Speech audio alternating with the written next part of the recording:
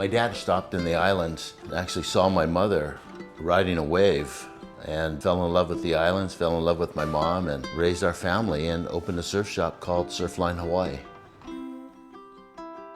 You know, back in the day, the surfwear was pretty boring, so he wanted to have a little fun with it, added color and added florals, and my dad had an idea to cut a pair of pajamas off at the knees and call them jams. In the 60s, the fabric was primarily cotton. The very first jams were fabric bought off the shelf, and immediately Mr. Rochlen decided to start drawing and screen printing his own prints. Then by the 70s, the art style changed and it became more earth tones, guttier fabrics, and he just really began buying lots of textile art and fell in love with the art. In the 80s, he saw this resurgence of bright color, bold prints, less colors, but really, really bright and graphic.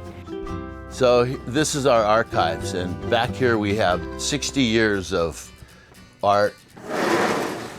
Here's a great piece of art, and what we like to try to find is art that just stands out, real unique, real different. This piece happens to be exactly that. It's got some texture going, hand painted on applique, lots of things going, some great colors that don't usually go together but work great right here. Here's the repeat form that we get from that original art.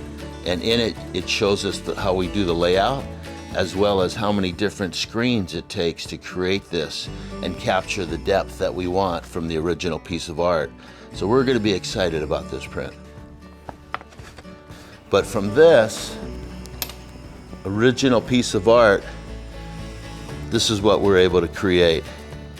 You can see and feel the applique, the stitching that goes on here.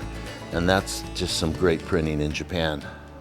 And just inside here, we just got 60 years of unique print imagery, just crazy stuff. So we like to buy art that makes you feel something, like you've been to a new place, or you're going to a new place, or have been there before. You know, when we buy the art, we want you to just have that feeling of being there. My dad did all his own marketing. Here's a shot of him and his buddies and friends out at China Walls, Fort Lock Point. And they're all wearing jams when he brought this out in the 60s. And actually sent the story into Life magazine, and they published it and ended up inside the Life magazine in 1965.